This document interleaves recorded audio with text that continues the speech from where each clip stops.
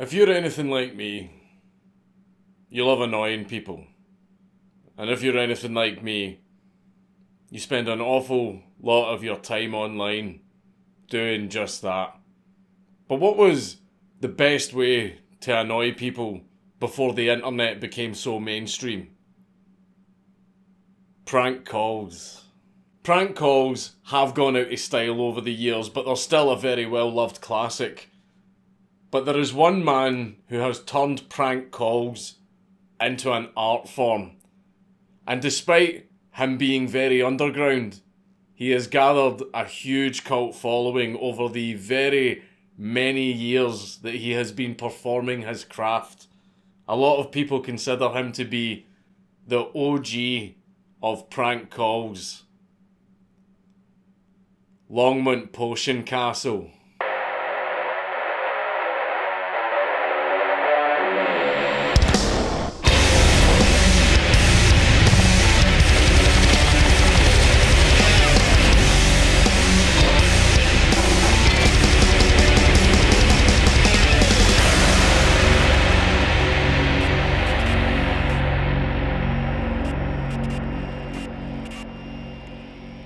But before we get into the mad lad, a big thank you to Raycon for sponsoring this video. Raycon earbuds start at half the price of other premium earbuds on the market without sacrificing any sound quality and have been endorsed by celebrities like Mike Tyson, J.R. Smith and Snoop Dogg. I use my Raycons to listen to music and podcasts while I'm out walking the dogs or when I'm working out. And their everyday E25 earbuds are their best model yet, with 6 hours of playtime, seamless Bluetooth pairing, more bass, and a more compact design that gives you a nice noise-isolating fit. It also comes in new, fun colours. So if you want your own pair of Raycons, click my link down below to get 15% off your order at buyraycon.com/Dankula. Longmont Potion Castle is male, was born in 1972, and at some points in his life has lived in Los Angeles and Colorado. And that's it.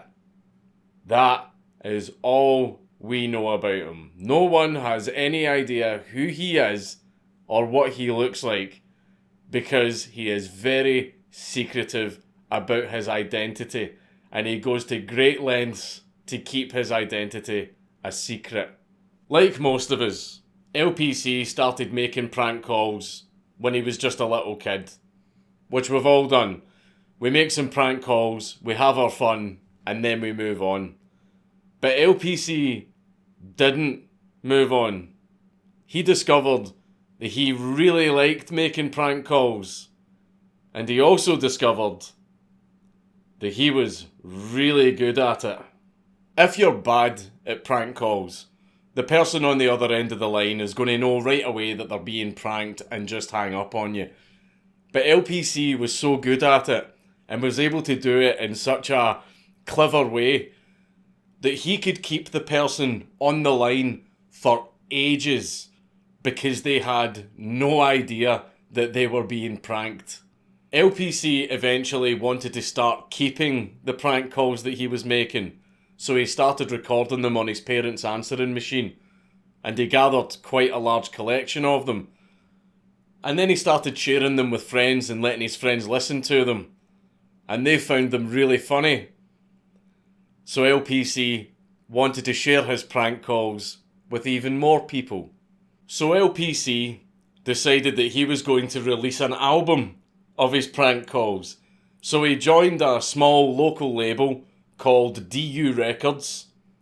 The DU didn't stand for anything, and they started sending out tapes of his prank calls, and they treated them like serious releases. And so, in 1988, when LPC was just 16 years old, his first album, Longmont Potion Castle, Subliminal Propaganda, was released. The album was sold on cassette tapes in various record stores, much in the same way a band's album would have been. And I would play you some clips from Subliminal Propaganda, but all of the current copies are very, very poor audio quality because This was produced in 1988, and it was recorded on an answering machine. As for the name Longmont Potion Castle, when he was asked during an interview what made him choose that name, he simply replied with, "I don't remember any other name being considered." That does not answer the question, but alright then. The first album ended up being very popular, so LPC decided to keep it going and released a bunch more. And as time went on, he further developed and perfected his craft to such a point that I feel that it really isn't fair calling what he does prank calls. They don't feel like prank calls. They feel like something else entirely, like this new form of absurdist humour. Like, the man just has this unmatched skill in being able to absolutely confuse people. Hello, and Uno, Sarkagian, Garibaldian. How are you? Alright. And Uno, Sarkagian for your rates, please. What? Alligator Monday was the holiday I needed your help with. Who are you calling for? I wanted to enlist your rates, if I would. For what? For service. For Sergio Sarkagian. What service? Handmade. Are you talking about a coffin? What are you talking about?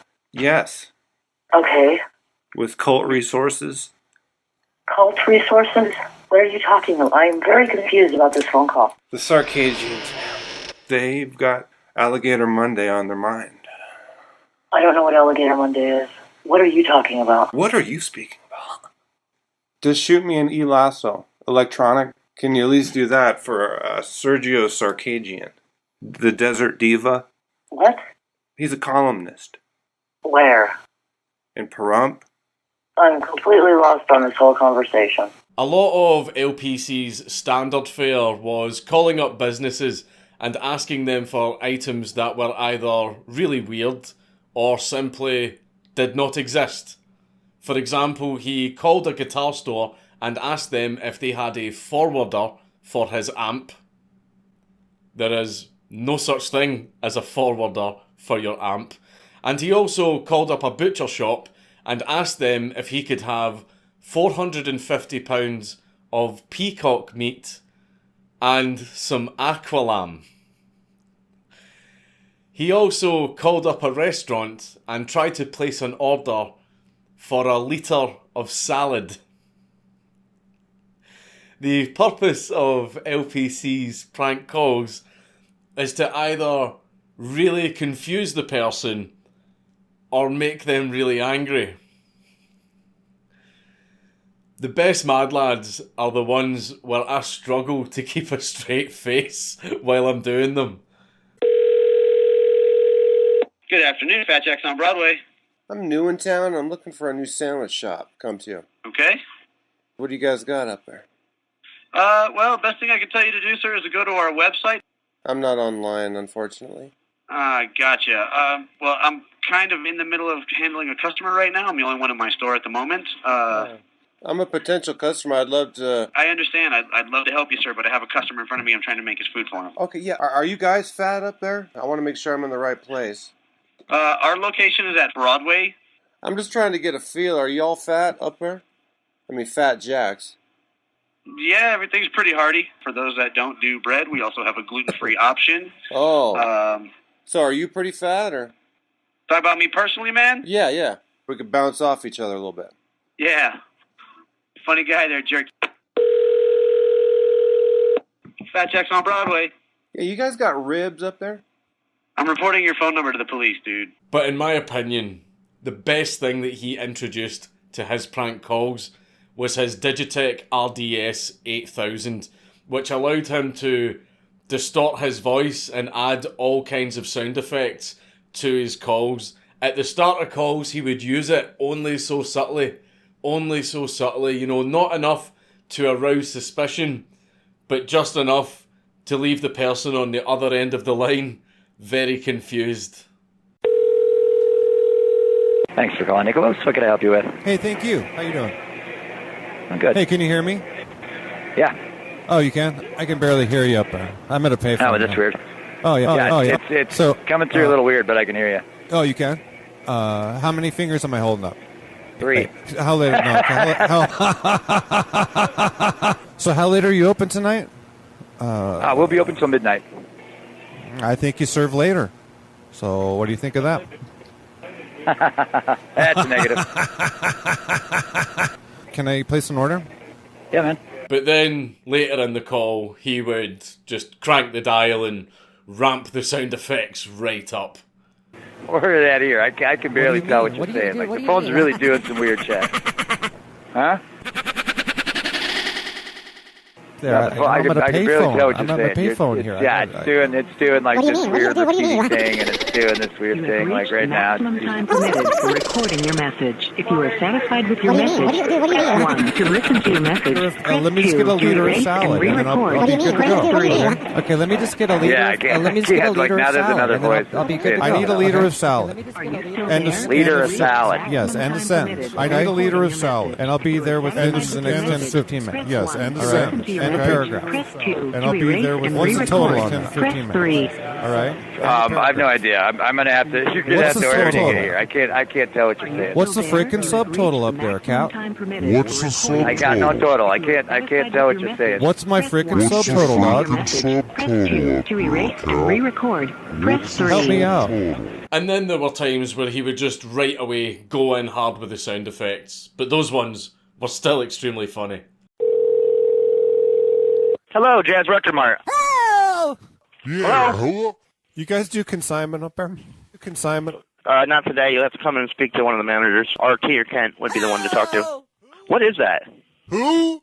RT or Kent? Do you What's have like that? a pack of wild dogs in the background or something, man? You don't allow dogs, you're saying, right? Allow dogs, you're saying. Not generally. No. Okay, man. Hello? Hi, yeah, I'm Frederick Frick. I got your number from Chaplain Crabtree. I'm just trying to get distribution for our band. Did you just call a second ago? No, I did not. Okay. Yes, you did. We're musical gnomes. We're called a wallet-sized wildfire. Don't call again. Bye. Over the years, he would use things like amps, guitar pedals, and synthesizers to add all kinds of sound effects to his calls and also to record his prank calls. In an interview, LPC said that the setup that he had for making prank calls consists of about $3,000 worth of equipment. Then, in 1997, a company called Vinyl Communications got in touch with LPC, telling him that they loved his stuff and they wanted to release a best-of album.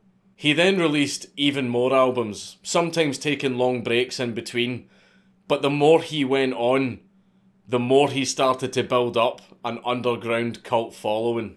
But it eventually got to the point where even huge rock stars were shouting out LPC, including Queens of the Stone Age and Jimmy Eat World, and some rock stars even included clips of LPC's prank calls on some of their records. He has also prank called celebrities like rock singer Eddie Money, guitarist Rick Derringer, and the host of Jeopardy, Alex Trebek. The most impressive thing about all of his prank calls is they're all improv. They're all improv. He'll create a list of basic bullet points to help him stay on track, but after that, it's all complete improv. Like the names that he uses in his prank calls, and the names he picks, by the way, they are comedy gold on their own. But the bullet points he will use will be things like Target, guitar store, name, Schneider, subject, blueberries. Peter Guitars, how can I help you? Hello, this is Schneider. You sold me a guitar about 10 days ago. Okay, what guitar was that? It's a Fender. It was for my brother's birthday. Okay. And it's got some weird stuff going on with that. If you want to bring it in, we'll be glad to look at it. Maybe we could find you another one. What's wrong with it? We got it home and we opened the case and there was a bag of frozen blueberries inside. Frozen blueberries? This was a new guitar? Or used? I thought it was new. There was frozen blueberries in this guitar case. That is a new one. I can't say I've ever heard that one before. In 2016, it was announced that a crowd-funded documentary on Longmont Potion Castle was going to be released, and the documentary was called Where in the Hell is the Lavender House? The name of the documentary is based on a quote from one of LPC's calls when a woman asks him where he lives. Yes? Hey, this is Hooper. I'm your neighbor. And you guys had way too much noise and commotion last night up at your place. No, you got the wrong number, my God. Oh, I heard dogs barking and televisions blaring and everything else. It's not me.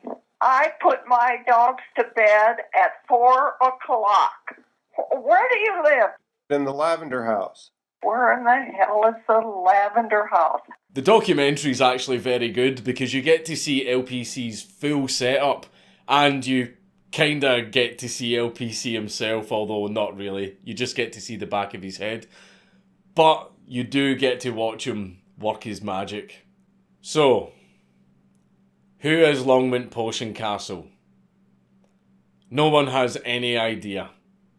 He has done some in-person interviews, though those are very few and far between, but he only gives these interviews on the condition that they do not reveal his real name and they do not take any pictures of him. And during these interviews, he never reveals any personal information about himself. He only gives details about his work. As for why does he keep his identity so secret? Well, people have a few theories. Some people have theorised that he is Bill Murray because he sounds exactly like Bill Murray. But there is no evidence that he is Bill Murray. But there is also no evidence that he is not Bill Murray.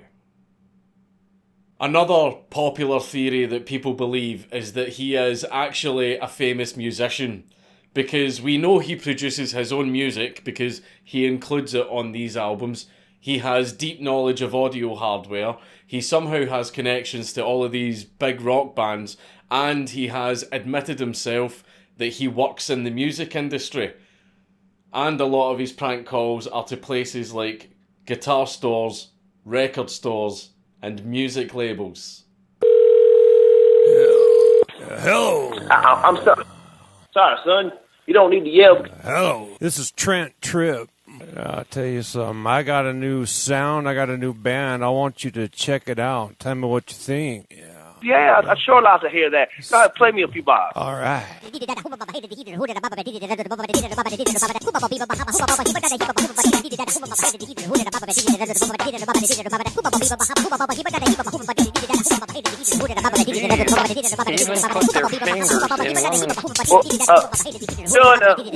gonna stop playing the music? However, the most common theory, and the one that I believe to be correct, is the reason that Longmont Potion Castle keeps his identity secret is because prank calling people and recording them without their knowledge and then selling these recordings on albums is a little bit of a legal grey area. So it kind of makes sense that he would protect his identity. As for how does he keep getting away with it? How is he not being caught? Despite the fact that a lot of the people he's prank called have called the cops on him. He has a bunch of software that spoofs his phone number and his location, making it impossible for him to be tracked down. But whenever phone technology updates, he has to update his setup along with it, like he had to do back when caller ID was introduced. But it works, because to this day, he has never been caught. What I highly advise is you all go and check out Longmont Potion Castle stuff. You can find a bunch of his stuff on YouTube, but you can find most of it on his website, longmontpotioncastle.com, and his website is straight out of the 90s. I love it. And in case you couldn't tell, I am quite a fan of Longmont Potion Castle, and I really like what he does. I find his calls absolutely hilarious. So I get to make a mad lad, LPC gets a shout out, and you all get introduced to some very funny content. The thing that I find most impressive about Longmont Potion Castle is he has been doing this for over 30 years. Over 30 years. And despite the fact that 90% of the calls he does end up on the cutting room floor, he has still released a bunch of albums. The most recent one came out just this year. And I just have to admire the dedication. Over 30 years of trolling people. Now that's something you just have to respect. Right, do you know what? I'm going to prank call my dad.